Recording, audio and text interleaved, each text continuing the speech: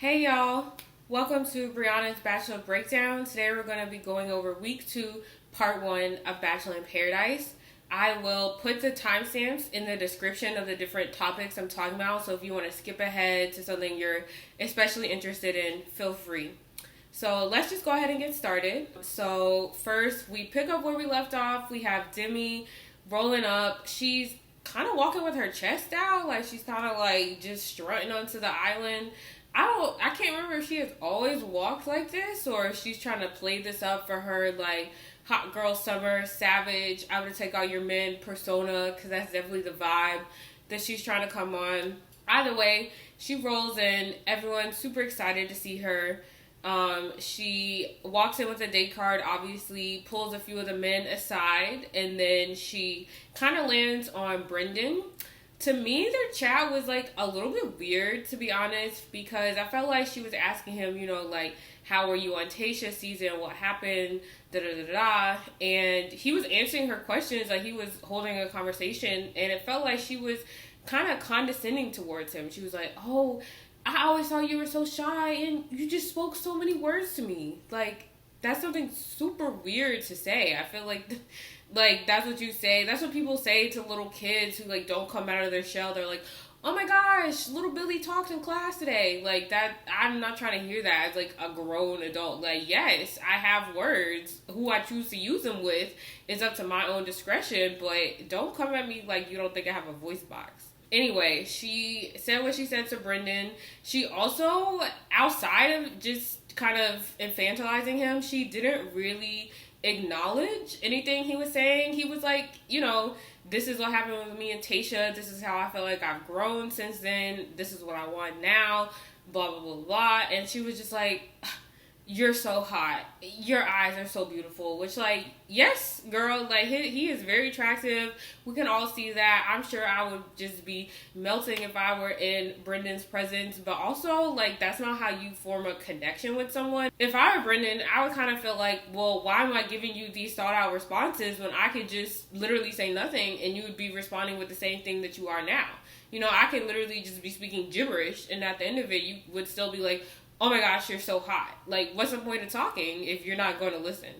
So that would have bothered me. Brendan did not seem too ruffled or too annoyed, and that's fine. Before they go on the date, we see Natasha back on the beach, and she's taking it kind of hard. She's, crying a little bit, and I felt like her attitude, her perspective on the whole thing was so relatable. Like, in between her tears, she's like, "I'm fine." Like, I feel like we've all been there where we're just like, clearly having a breakdown, but don't worry about me. I feel like her feelings took her by surprise. It's only the second day in paradise, so I don't think that she expected so soon to realize that she was feeling this way for Brendan. But Demi arriving and taking her mans on a date kind of exemplifies or made her look in the mirror at her feelings. And I don't think she was ready for either of those things, for Brendan to go on a date and for her to realize how deeply she felt for him. So she's kind of in her feelings all day. Then we go to the actual scene of the date.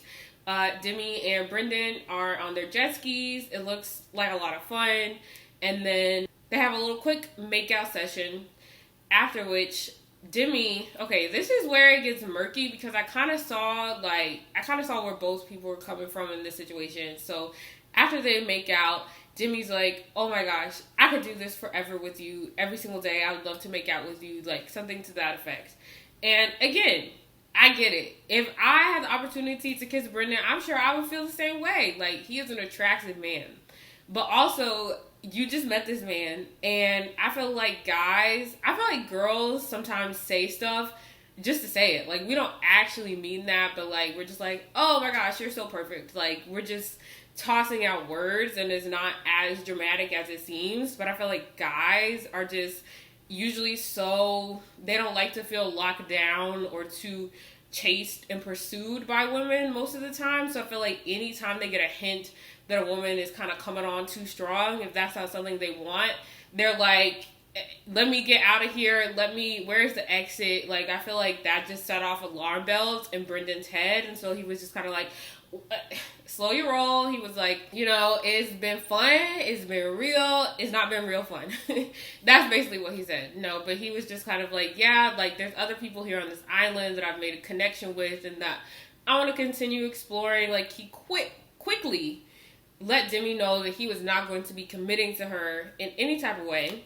Demi took that pretty hard. I was a little surprised because that was a sharp turn from her whole hot girl summer, I'm here to take your man type of vibe. I feel like she was not living up to the persona that she tried to paint herself in. I feel like the Demi that first came to the beach, the attitude I would have expected her to have is kind of like, okay, whatever, I went on a date, I got a kiss, that's fine, on to the next one. But she was really deeply in her feelings. She felt very offended, and it seemed like, I don't know if she realized that she was doing it, but in her language to him in the conversation, she was like, I'm the best here on the beach, you're not going to find anyone else like me. And I felt like she was doing that to hear that reassurance and hear that validation and get Brendan to say something positive about her, because he's not going to obviously be like, no, I think you're ugly, I don't want to spend time with you. Obviously he's going to be like, yeah, you're cool, I had fun with you. So I felt like she was just unconsciously saying all that stuff to still walk away feeling some type of validation from the situation. That's what goes down. Meanwhile, back on the beach, everyone is chit-chatting about Brendan, and apparently some rumors that he had been spotted with Pieper prior to the filming of Paradise. And this is a massive question mark. No one knows, you know, how serious it is. No one knows how many times they've hung out. If Brendan still has Pieper on his mind, like no one really knows what the details are. And that's just another thing for Natasha to worry about. Not only does she have to worry about Brendan potentially falling for Demi, right? Because she doesn't know how this date is going. She has to worry about how deeply she is feeling for this man. She also now has to worry about some third party. And I feel like just getting inside of her head a little bit, at least I would feel honestly more stressed about the Pieper situation than I would about the other two aspects, because that's something that's very intangible and that you cannot control from the beach, right? Because Pieper is not there. I don't really know if she comes later in the season, but she's currently not there. And so there's no way to know if Brendan is in his head still thinking about Pieper. There's no way to know. Brendan can come back to the beach and it's very clear. It'll be very clear if he likes Demi or not when he rolls back on the beach, because he can either spend time with her or not. And that's something that Natasha can visibly see. That's something she can look at from her vantage point of view, but she cannot see Brendan's thoughts and whether he's like, dang, I wish Pieper were here. Dang, let me go plan to text her when I get back to my hometown or whatever. Like, that's just something that's very up in the air. And so that's even more of a stressful scenario than like watching your man right there fall potentially for someone else, because at least then the evidence is right there in front of your eyes and you can cut your losses because you're like, I can clearly see what's going on. But if Pieper doesn't come, and if Brendan is feeling her the whole time and then still goes back home and tries to roll it to Pieper, then Natasha could potentially have just wasted her whole time here in Paradise while Brendan's over here thinking about somebody else. So that's a massive question mark. I hope they get more into it this season. I hope they do bring Pieper on, because I'm here for the tea. I want to know what's going on. So we'll put a pin in that little scenario. Also occurring at the beach at that time, Victoria P, she says, hey, you know what, there's a rose ceremony tonight, I don't have anyone to give me a rose. So she decides to get herself up and roll up to Mr. James, and it's weird. Her eyebrows are also weird. That was like the only thing I could pay attention to during her initial conversation with him. I feel like she saw like one Instagram trend once where people were like, oh, let me brush my eyebrows up for a day, and she just like didn't realize that the trend had ended, or that it wasn't a trend that people were still doing. Very unclear what was going on there. Either way, she rolls up to James, and she's trying to flirt with him. He bites on the bait pretty quickly, and I feel kind of bad for him, because he seems like a genuine guy. Like, he was involved in all the like Aaron's henchmen during Katie's season, but I never felt like he was a bad guy. I just feel like that was the role that he played in the season. Additionally, we see a lot of confessionals from Victoria not knowing James's name. That was just plain weird to me. It was not funny. It was not cute. In fact, it was very disrespectful because, like, why? There's no reason for you to not know this man's name. Like, it's not complicated. And even if it was, like, that's just common courtesy. That's common respect to learn someone's name. If you can't remember it, you say, hey, I can't remember it. And then you might ask for it once or twice more. But if it's still giving you trouble, that's a personal problem. And that's not funny. That's not cool. Like, I don't really know what angle she was going for there. But I'm going to need her to get that together. Then Ivan and Jessenia get a date. I'm super excited for them. They go to this like table in the middle of a pool, and they are having a conversation. And I loved it. I was sitting there, just really soaking it all in because Jessenia, the first thing that both of them did was kind of comment and reflect on how comfortable they feel with each other so far and how they weren't necessarily expecting to make a connection so quickly, but they're glad that they did. And this is one of the couples, I feel like I put them on the same level in my mind as Tahzjuan and Trey. Like, I really love them. I think they're a beautiful, boring couple, and that's how I want them to stay. I want them to make it. So I'm really glad that they're both on the same page, both feeling each other. Jessenia kind of calls back to Tayshia's season and highlights the conversation that Ivan had on his first one-on-one with Tayshia, where he discussed all the race relations, all the Black Lives Matter protests, and everything that was kind of going on in the country during summer 2020. And she talks about how that was really impactful for her to see. She likes that he used the Bachelor's platform, essentially, to bring awareness to those issues, as well as making sure that he and Tayshia potentially were on the same page about those types of things. So that was also something I remember being a viewer during that time. That is something that made me really excited about Ivan, just as a person and as a contestant. So I'm glad that it resonated with Jessenia as well. And then she also goes into apparently some racism backlash that she experienced as a contestant on Matt's season.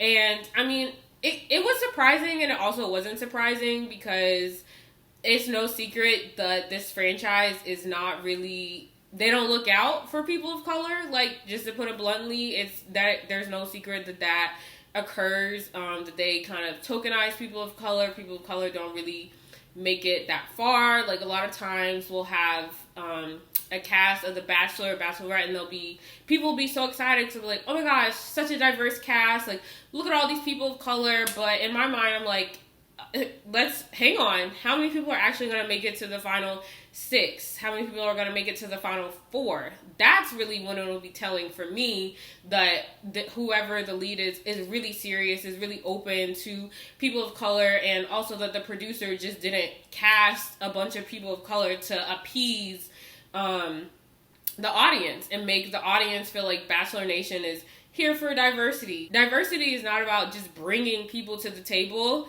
You have to actually feed them at the table. You have to actually, let them contribute to this discussion going on at the table. You can't just give them a seat and say, pat on the back, we're done, we did a good job, check. Diversity is not just like a little box you can check. That was a bit of a tangent. Going back to Jessenia, like I said, I was not surprised that she, experienced racism, but I was surprised because in my mind, I didn't know what the pinpoint was that she experienced racism for. The only two things that I could think of are, number one, she had her little showdown with MJ, in which she was confronting MJ about being a bully in the house, which she was, and MJ kind of played the victim card. She was like, I preach peace and harmony, I love everybody, which was like, nonsense. It was lies. And Jessenia was kind of painted as like the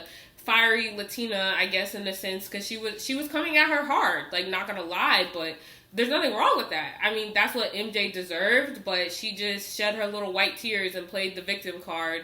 And ultimately, if I remember correctly, I think MJ did leave that night, so I guess it was like a mini victory. But at the same time, like, so that's one point in which I'm guessing that Miss Jessenia may have received backlash. Maybe people thought that she was like, you know, people don't like to see white women being attacked, especially by a woman of color. So maybe that's where it was coming from. Additionally, I know that she was part of the cast of women that did post that Instagram statement following all the Rachel Kirkconnell drama, being like, we're the women of season 25, we don't stand for racism. So maybe maybe people got mad at her for being a part of that, which is kind of weird for me that someone would like intentionally single her out, because to me that says like they were waiting. They had all these racist feelings about her and they were just waiting for a reason to be like, you know, backlash and be like, aha, you said something I don't agree with. You're standing up for yourself. Like, why don't you just let yourself be tokenized by the franchise? So I don't know. It could have been both of those things. I could be totally off the mark, but either way, I'm glad she spoke on it, because the Bachelor franchise does need to be called out for that. And I think the more that contestants can use the Bachelor's own platform to call them out on their own BS, the better. Maybe there will be change. But I'm also glad that Jessenia, you know, did not give up on the franchise. I'm glad that she decided to give it another chance, because it seems to be working out for her so far. And then they ended the date with Ivan kind of confirming that he plans to give Jessenia the rose. That was really exciting. We like a straightforward man that's really clear about his intentions. Not that I had any worries about him anyway, but I'm just glad that he made that known. Because, I mean, I feel like if I were in her shoes, that would make me feel even more secure than I probably already did. So then we get back to the beach. Brendan and Demi, they roll up at different times from their date. Demi comes in first. She sits down for a little chit-chat with the girls. They fill her in on all the Pieper tea that's been swirling around the island that day. And she's a little salty, which was a little hypocritical, because she's like, oh, well, why would you even come here when your mind was on someone else back at home? But Demi, were you not the same person who last season when you were on the show, you came on and had a little fling with Derek when you had Christian back at home and you got engaged to her at the end of the season? Like, sis, you did the same exact thing. Brendan, he rolls up to the island. There were a lot of little cues that I was noticing from Brendan at this point that make me, after this episode, kind of had my eye on him. You know, I was really excited about him and Natasha the first episode, but now I'm kind of like, I'm watching Brendan a little bit. I think he's giving me a bit of an F-boy vibe. I could be wrong. I could be reading into these cues, but I'm going to just lay it out for y'all anyway. So, first of all, Brendan, he rolls into the island. First thing he does is pull up to Demi, which, that was an issue for me, because you have Natasha who's been waiting for you all day. Why would that not be your first, you know, move, your first action plan? I understand, especially because you're not into Demi. I felt like if he came back from that date and he was like, oh, I'm torn, I like both Demi and both Natasha, then okay, do what you gotta do. But he was very adamant that he was not interested in committing to Demi, so what's the point? I don't know why you're giving her more energy. Anyway, he pulls up to her. Demi confronts him about the Pieper situation, and he's kind of like, this was F-boy Q number 2. He was downplaying the situation, but he was like, you know, we've talked, we've communicated. What does that mean? I communicate with my delivery driver. Like, what do you mean we've communicated? Okay, that tells me nothing. But what that does tell me is that there's more that happened in this quote-unquote communication that you don't want to shed light on. So you're trying to make it sound as transactional as possible. And that's never a good sign. I feel like the more you try to downplay it, the more serious it is in actuality. At least in my brain or thought process / experience. So they have a little tense chitter chatter. There was no point to it because neither of them want each other at this point. And then F-boy Q number 3 was so then Brendan goes over to the bar, and Natasha, you know, she's been in her feelings all day. Sis has been waiting on this man all day. Brendan still does not take the initiative to go over and initiate a conversation with her ask her how her day's been, fill her in on his day. Like, he is just chilling at the bar, waiting to be scooped up. Natasha has to make the first move. And, you know, this is not on some, like, gender roles type of thing. This is more on, like, Brendan, he was the one on the date. So I feel like he's the one who should be taking the initiative to pull up to Natasha and catch up with her as quickly as possible, because I would also be expecting the same thing from Natasha if she were the one that were on the date today. Anyway, Natasha, you know, she pulls up to him, they go over, they talk on a day bed, and she's asking him the same questions. How was your date with Demi? What's going on with you and Pieper? Blah, blah, blah, blah. Brendan, he's kind of stumbling over his words a little bit.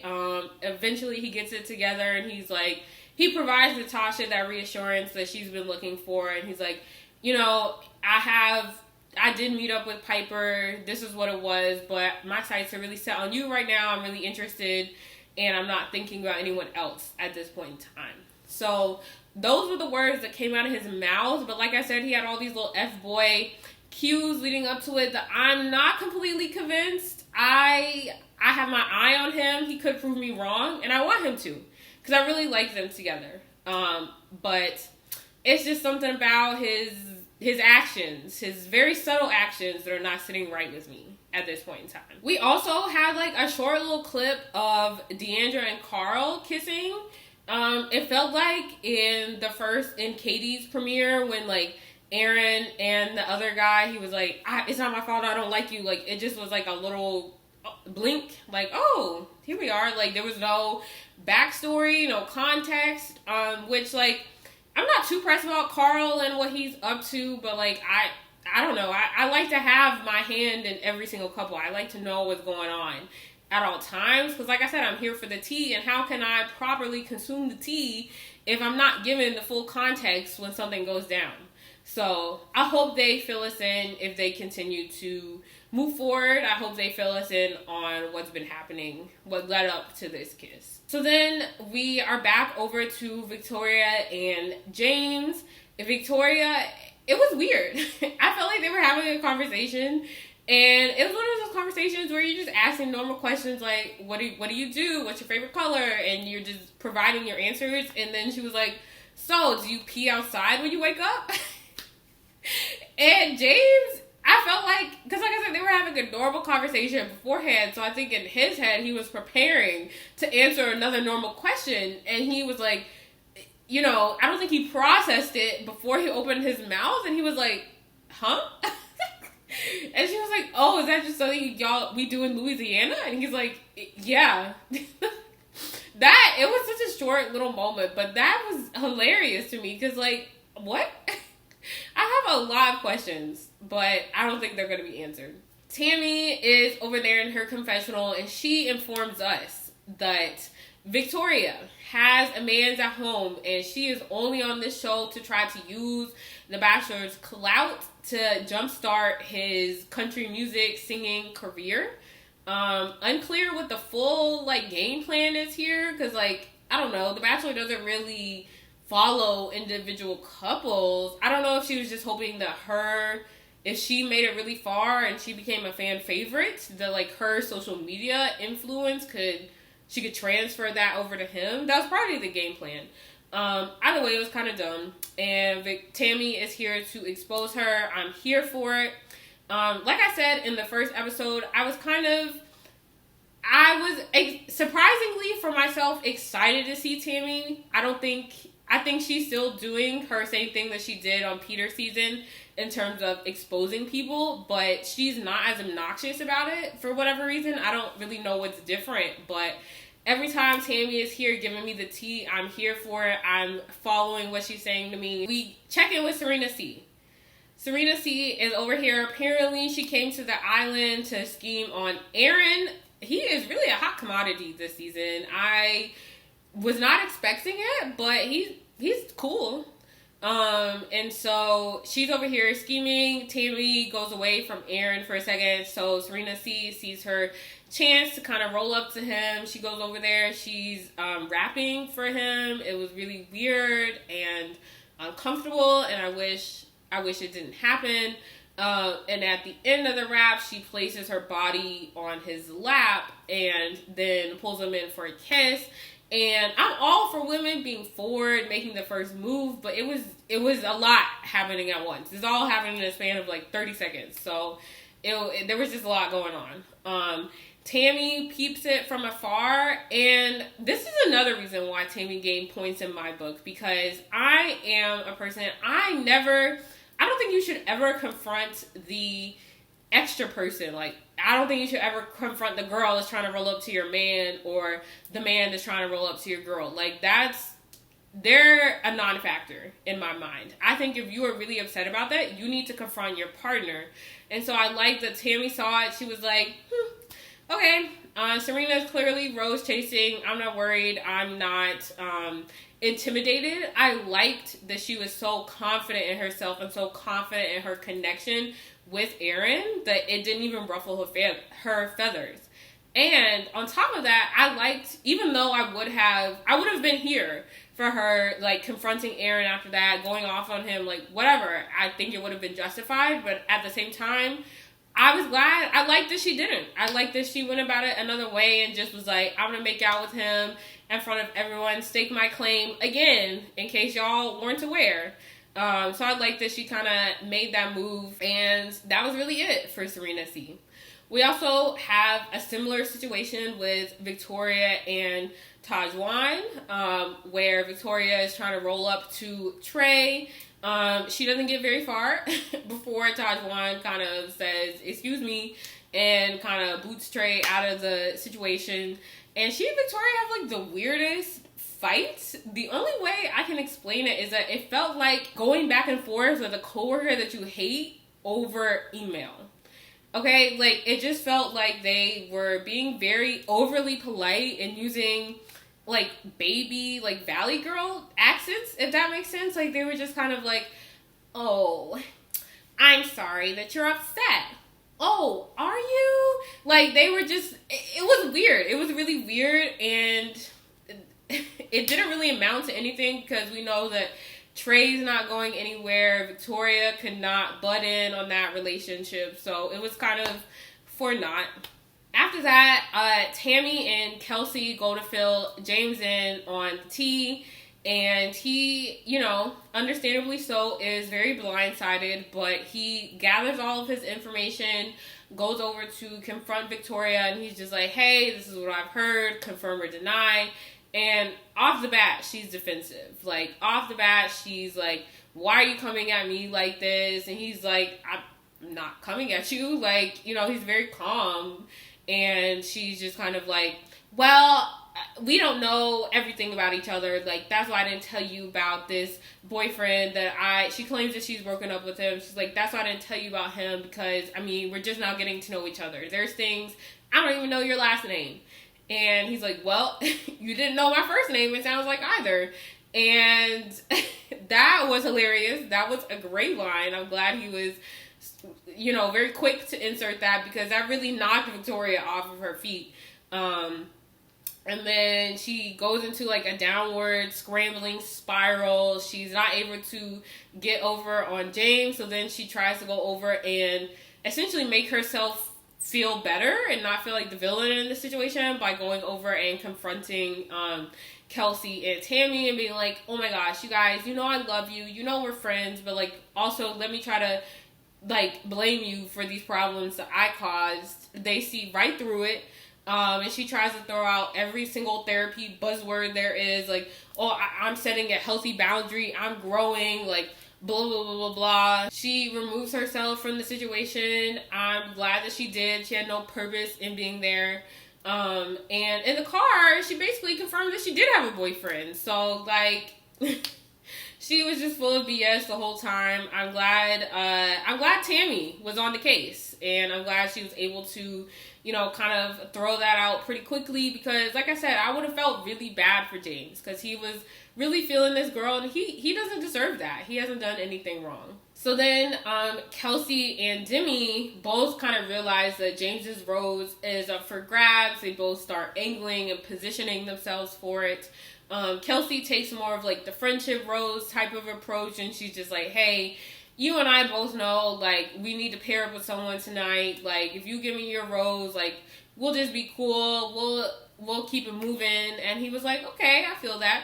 And then Demi rode up to him, and she was kind of flirting with him, talking about his muscles or whatever. Like, obviously, she's not into him. But I think she was kind of gassing his ego a little bit, which he needed from having such a struggle of a night. And I don't think any guy can resist that, especially when they are so down in the dumps. So he gives his rose to Demi. Wasn't surprised. I feel like the producers also, like, wanted to keep her on for her, like, pot stirring persona. I was, like, also surprised and not surprised that Victoria went home. I was surprised in the sense because I felt like I thought the producers would have been scheming to keep her on a little bit longer, because I felt like she helped sell a lot of the promos with her new, like, rebranded goddess vibe, but I guess that's all they really needed her for. But then again, I was not surprised because I never know who she's gonna connect with. Like, I've never seen a genuine Victoria, like, actually trying to be romantic with someone and not just, like, being catty and petty. So I wasn't surprised in that sense that there was no guy really checking for her. And then, so Victoria goes home, Serena C goes home, and Kelsey goes home. And that kind of closes out the night. Another thing that kind of bothered me, you know, everyone was talking about, like, David Spade's, like, little car chit-chat. And I appreciated it as much as the next person. I thought he was funny. I thought he was, like, witty, sarcastic, whatever. But one thing that annoyed me is that, like, everyone for so long has been calling for Wells to be the host of Paradise. And I feel like the producers are just playing in his face at this point. Like, there's no reason why David Spade couldn't have had a later flight booked and stayed to do the rose ceremony. Like, there was absolutely no reason why Wells is expected to play the bartender and understudy to the host. Like, there's absolutely no reason for that. And I think that's just rude. Like, just give the people what we want. Give Wells what he deserves. And, like, or do all or nothing, essentially. Like, commit to one celebrity host and give Wells full bartender duty, or do the more popular opinion and just make Wells the host. So that was just kind of annoying. I felt like it'll probably happen again, and I'll probably be annoyed again, but I just had to voice that. So let me know what y'all thought of the show. What did y'all think? Were you surprised by Victoria having a boyfriend at home? Which of the couples are you most invested in? Which of the couples do you hope make it all of the way? And which couples do you feel like will kind of be ripped apart based on these previews? Next week we see that Thomas and Riley are rolling up. So do you think that any of the couples now that are going to be affected by them rolling up, do you think they'll be able to outlast that kind of temptation, I guess? Or what are your predictions? Let me know in the comments, and I'll see y'all tomorrow for another episode of Bachelor in Paradise.